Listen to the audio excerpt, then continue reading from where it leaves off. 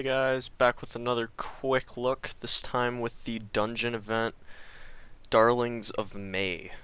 So, without further ado, let's get into it. First of all, this is one of the new gears, so Wildwood Water. It looks like some sort of chemical gear of some sort. It's a smash gear, gives 943 attack. It's pretty good. It's something that I'll definitely be looking for. But not really going for. You know what I mean. Not spending a lot of resources for, so it's okay. Velvet Veronica is a riposte gear, and riposte is a pretty good skill in my opinion. I mean, this could definitely be used on like a Tish pack, for example, and be very, very good and usable for like PvP events and such, so I would definitely be using this if I had one.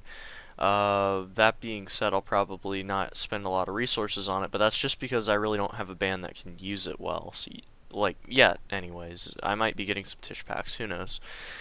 Anyways, pretty good gear though, overall. 1300 defense can definitely put it over the amount that it would need to soak up more damage, and the additional attack is always welcome, so that's definitely a gear that I would go for if I had a use for it. Alright, real talk here. Nobody's going to get this, but the few people that do actually end up getting it will probably enjoy a lot of use out of it. I don't know what Fickle Pick is, but with what they're trying to do with this event, I really like where they're going, and the strategy of it's going to be really interesting. What they're going to be able to do with it, I'm not really sure, but it's a very interesting gear, and the way that they're letting us actually get it is pretty cool as well with the daily point achievements. So I like it, but I don't think very many people are going to get it. I think that DeNA is going to realize that, and they'll probably lower it to a more reasonable point value of like 40,000-ish, because that way the top players will get it, and some of the lower players that spend some resources will get it. Right now, currently in this event, I don't know how many people are actually eligible to get it today, but I would imagine that it's only a few. Here, I'm actually going to check really quickly. So right now there are approximately 480 people that will be able to take advantage of it just from day one. So I'd imagine that that'll go down and dwindle to around 100 when all is said and done and the 7 days have passed. So I don't know. Take from it what you will, but I don't see this being a very successful partial event. Especially because you're going to need to go hard for every single day, and that's just not going to be possible for a lot of people. So it's a really good idea, but the implementation could be a little bit better. Okay, this is good agility fodder. That's about it. Well, I can tell you what we do have. The normal parts of this event, the not the heroes, but just the average fighters that we're going to have from this event, are going to be great fodder. So with that being said, this is going to be pretty decent attack fodder. Just over 5,000. So that's not bad.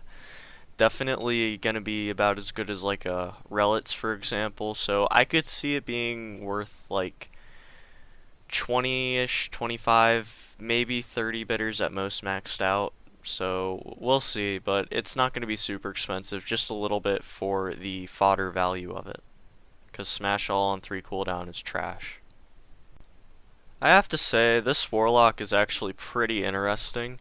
2 cooldown on Grime is okay. It's not great, but you really don't expect that with dungeon Warlocks. So yeah, the raid paragons and such, those are where you really want to see your warlocks that shine for being actually pretty good.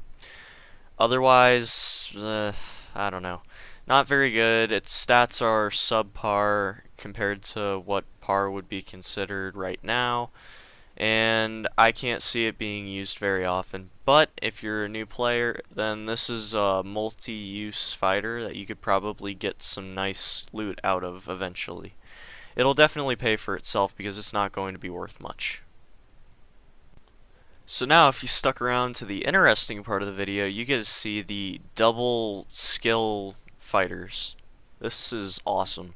So I really have to give mad props to DeNA right now. This is such a great idea, and I probably could have guessed it if you gave me enough time to think about it, but I don't know. I never thought that they'd actually implement something like this. So these are some awesome fighters. I mean, not even by stats. Their stats are okay. I mean, over 5,000 attack, over 5,000 agility. Not bad, of course. But Speed Freak, it's a double skill. So it swaps agility for its attack power to hit, and then it does a run of some sort. I'm not exactly sure what that means.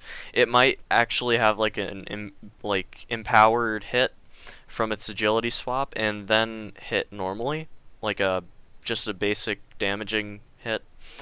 I'm not sure how that'll work out actually. This is one of the more interesting things that I've actually been able to do in this series, the Quick Look series. So I'm very interested to see how this turns out. This could be really good for just DOT as a whole. It's pretty awesome. Okay, the skill is a little bit less ambiguous. The attack on it is pretty crazy high, about 6246. Yeah, 6246, not bad. It has over 5,000 HP, so that puts it above the threshold of usability. It has above 4,000 defense, which makes it just all that much better. And it's a double hitting skill of some sort, probably hits once and then hits again. It has a 2 cooldown, so, you know, it's not great, but that being said, it's at the very least going to be used as attack fodder. I know that that's not what you guys want to hear. It's a new fighter with a new type of skill, but we're going to have to wait a couple weeks for DeNA to get their fighters and gear and release some that are going to be actually desirable when it comes to that. I really think that this is a great step to take, though, honestly. And yeah, Bullwhip, probably just a double hitting skill, like hit once, hit again. Not sure how that's going to work out again. 2 cooldown would make it a little bit less useful than I'd prefer, but it's a step in the right direction, like I said, so I think that it's pretty cool. Now, if you gave me one fighter from this entire event to really go for and be able to get, I would definitely say that Maidai. I don't know how you pronounce it. Anyways, this one. This would be what I'd go for. It's really cool. It's a hit and heal skill. So instead of having, like, I believe it's Electra, that's the champ that has heal self. Instead of that, it actually has a damaging skill. So based on how much that hits, how hard it hits, we'll be able to assess whether or not it's going to be useful. But hitting every other turn, having a line of these, this will be really good.